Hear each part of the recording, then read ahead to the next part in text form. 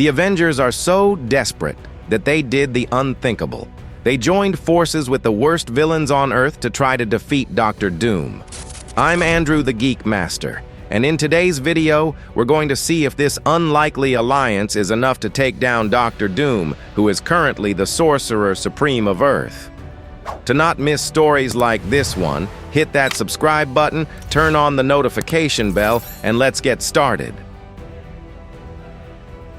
The chapter begins in the Impossible City, the Avengers' headquarters.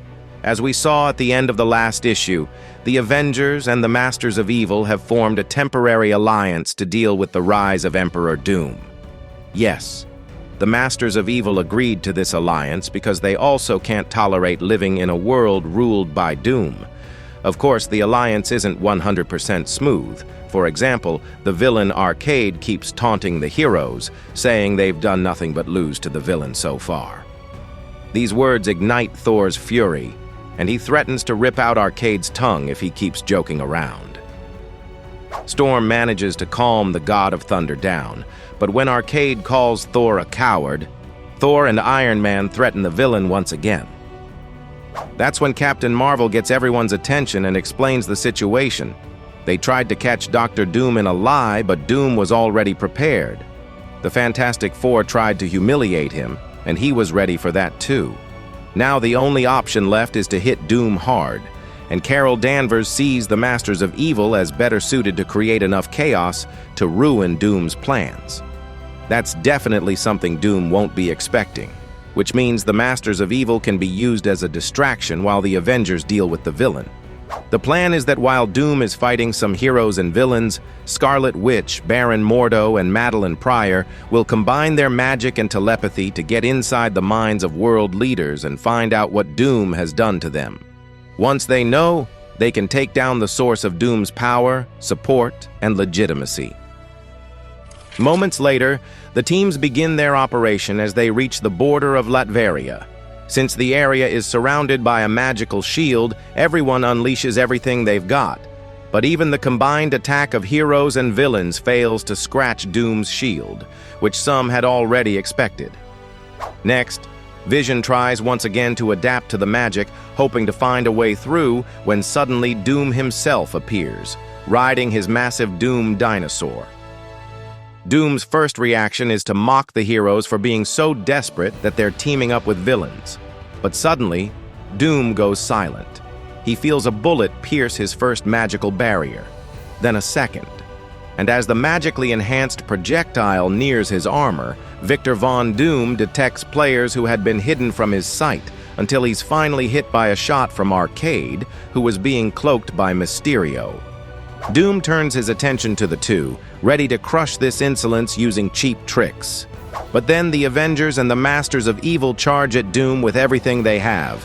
A massive attack is launched against both Doom and his dinosaur, and the result is that Doom is finally brought down. Of course, with his usual air of superiority, he sees this as a reckless move on the hero's part, hinting that his next move will be devastating. What Doom probably didn't know was that while the battle was raging on, the sorcerers and telepaths were entering the mental landscape of the world leaders.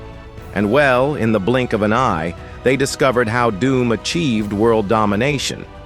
It's revealed that Doom never resorted to force or magic or mind control to coerce world leaders into following his whims. Instead, he simply negotiated with each of them to support his rule. Turns out that ever since the vampire invasion in the Blood Hunt storyline, the general public has been feeling insecure and tired of constantly having to deal with extraordinary threats that disrupted their daily lives, especially those caused directly or indirectly by supervillains and superheroes. Doom, using his power as Sorcerer Supreme to be in many places at once, appealed to the world leaders by promising them better order in exchange for offering what they needed to secure their support. Things like wealth, safety, health, and time. In other words, there are no spells to break, no robot duplicates to punch. Doom didn't cheat, didn't use magic. He simply took advantage of human nature. It was humanity itself that chose his rule. After everyone learns the truth, Doom tells the Avengers and the Masters of Evil that he earned this title and that he didn't come to fight. In fact, he came to warn them that right now, there's a group of the worst criminals escaping from a maximum security prison in America. So he gives the heroes two options. They can stay here and fight Doom, or they can fight alongside Doom and actually help people. Iron Man, Storm, and Vision confirm that Doom is telling the truth. But Carol quickly rejects Doom's proposal, believing it's just another scheme to make heroes and villains support him in the public eye. Thor agrees, claiming Doom doesn't truly care about the world. Doom only cares about Doom. Of course, Doom isn't just going to accept the hero's rejection.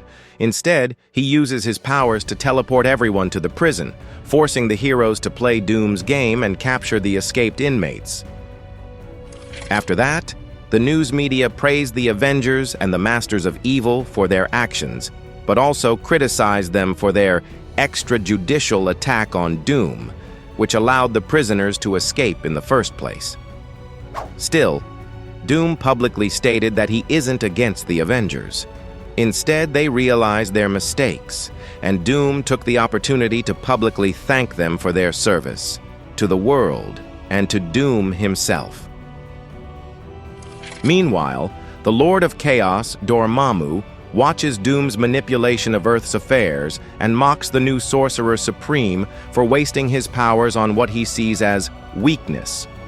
Dormammu then concludes that Doom is neglecting his responsibilities as Earth's Sorcerer Supreme, perhaps not even being aware of them.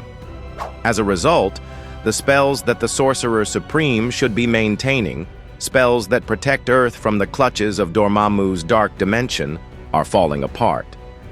Seeing an opportunity, Dormammu begins his plan to claim Earth for the dark dimension, along with the rest of the 8th cosmos. And so Dr. Doom wins once again. But while he masterfully manipulates Earth's politics, someone far older and more dangerous is watching. In the next chapter, we'll have Doom versus Dormammu.